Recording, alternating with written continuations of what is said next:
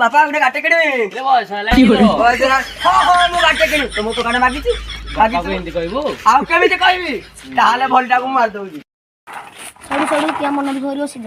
ରେ ଜଗନ ମୋ ପୁଅଟା ବା ବାଇଆ ହେଲାଣି ଖାଲି ଗାଡି କିଣିବ ହଉଛି ଆଉ କଣ କରିବା? ଗାଡି କିଣିଲ ନା? ଗାଡି କେମିତି କିଣିବା ପଇସା ପତ୍ର ତ ନାହିଁ।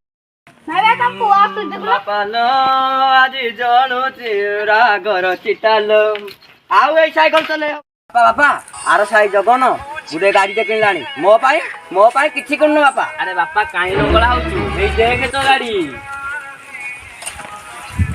ବଢିଆ ସୁନ୍ଦରିଆଟେ ହେଇଛି ତ। କିରେ ପୁଅ ଧୂପ ଦେଇକି ଚଲା ନହେଲେ ବାଳ ଖାଇଯିବୁ। ବାପା ତେଲ ପକେଇବି ପଇସା ଦିଅ ସେ କୁଆଡେ ଯିବି ବୋଲି। ଶଳା ସାଙ୍ଗମାନଙ୍କୁ ଧରି ଖାଲି ତ ବୁଲିଲୁ। ବାପାକୁ କଣ ବାପା ଗାଡିଟା କିଣିକି ଦେଲା ତାକୁ କଣ ତୁ ହଇରାଣ କରି ମାରିବୁ ବୋଲି? ଦିଅ ହଉ ଛାଡେ ଏଇଥର ନେ ପଇସା ରଖିଥା କିନ୍ତୁ ଆରଥର ତୋ ପଇସାରେ ତୁ ତେଲ ପକେଇବୁ ଗାଡି ଧରିକି ବୁଲିବୁ ଆଉ ମତେ ମାଗିବୁ।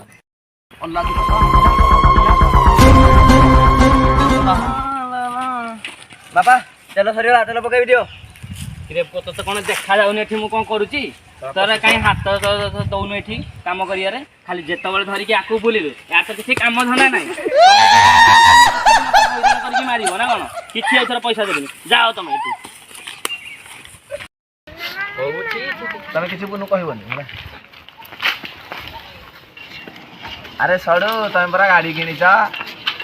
ହଁ ପରା କଣ କରିବା ମୋ ପୁଅଟା ତ ଧରିକି ଗାଡି ଧରିକି ବୁଲିଲା ବାତେରାଙ୍କ ଭଳିଆ। ଏ ଛି